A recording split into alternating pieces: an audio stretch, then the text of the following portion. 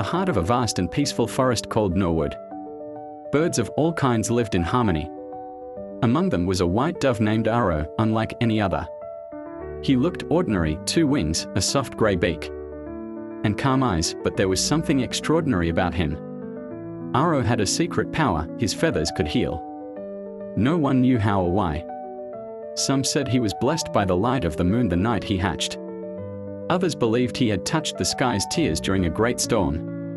But what was clear to everyone was that when Sparrow touched an injured creature, it healed. Broken wings mended. Sick birds flew again. Even the old could walk with ease. Despite his gift, Sparrow was quiet and distant.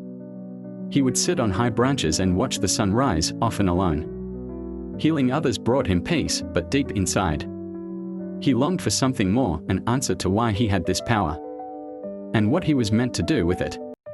One morning, Sparrow was perched on a tree beside a sparkling stream when his closest friend, Lina the sparrow, came flapping in panic. "Sparrow, you must come quickly," she cried, breathless. "There's a human child, she's dying." Sparrow's feathers shivered. "A human?" "Yes," Lina said. "Her name is Anaya. She's very sick. And her grandfather, Baba Farid, is praying day and night for a miracle. They live near the edge of the forest." "I've only healed birds and animals," Sparrow said softly. "What if I can't help her?" "You won't know unless you try," Lina urged. "Isn't that what your gift is for?" Sparrow didn't wait another moment. As the sun dipped behind the trees, he soared toward the village beyond the forest, his glowing feathers leaving a trail of light in the night sky. He reached the small cottage and saw, through the window, a frail little girl lying still in bed. An old man sat beside her, tears in his eyes, whispering prayers. The room was filled with silence and sadness. Sparrow flew inside, gently landed on the bed's edge, and placed one glowing feather over Anaya's heart. A soft golden light spread across her body. For a moment, nothing happened. Then, suddenly, Anaya opened her eyes and gasped for breath. "Dada! I saw a glowing bird," she whispered with a smile. Baba Farid looked up in awe, but Sparrow was already gone, flying silently back into the night. Word of the miraculous healing spread like wildfire through the forest. Birds gathered to talk in wonder, but not everyone was happy. In a dark mountain cave lived Zarak the Falcon, a powerful bird known for his speed, strength, and bitterness. Years ago, his younger brother had died from an illness. Since then, Zarak had hated weakness and envied healing. He healed a human. Zarak growled. "What next? Will he rule over us all?" Zarak didn't believe in miracles. He believed in control, in fear, in strength. And most of all, he believed Sparrow's power would eventually make him dangerous. Flying down to Noorwood, Zarak found Sparrow resting near the lake. "You've crossed a line," Zarak said. "Birds don't meddle with humans." "I go where there is pain," Sparrow replied gently. "You're becoming too powerful," Zarak warned. "If you don't stop, I will stop you." Sparrow didn't flinch. "Then do what you must." Soon after, the oldest and wisest bird of the forest, Elder Karnoos the crow, called for Sparrow. "My child," Karnoos croaked, "the true purpose of your power has yet to be tested. There is a place called the Dying Forest, a land once full of life, now cursed and dead.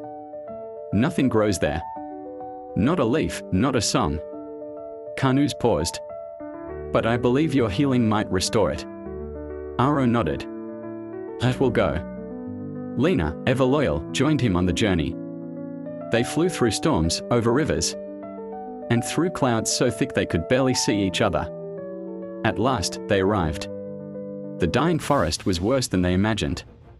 Everything was grey. The trees were brittle skeletons. The ground was cracked and a strange poisonous mist hung in the air. No sounds, no birds, no hope. But Sparrow stepped forward. He could feel pain in the air, like a heartbeat buried in stone. As they ventured deeper, suddenly, a screech echoed through the dead trees. Zarak. He had followed them. This is where it ends. Zarak cried and dived at Aro with talons ready. Lina flew between them, trying to shield Aro, but Zarak struck her with his wing. She fell hard to the ground, limp and quiet. "Lina!" Aro shouted and rushed to her. Zarak landed, breathing heavily, his eyes cold. "Now you know what pain is." But something strange happened. Aro didn't fight back. He placed his wing over Lina, healing her. She stirred, blinking weakly. Then Aro looked up at Zarak. "You're not angry at me. You're angry at the world for taking your brother." Zarak's wings trembled.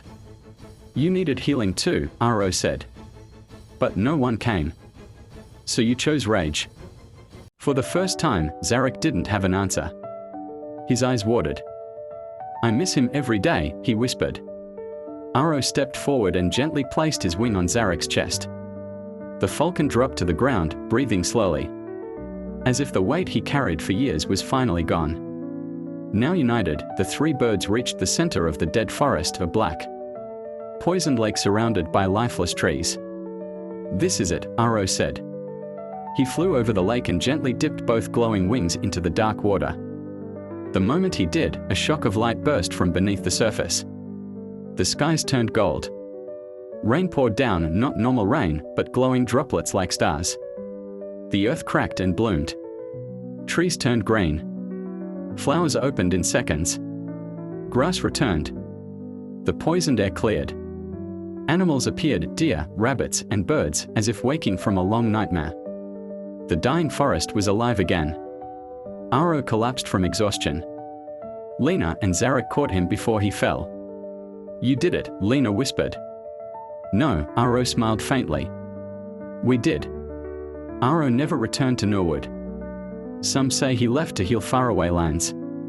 Others believe he became one with the sky. Back in the forest, a shrine was built in his honor, a soft nest of feathers and flowers called the Heart of Healing.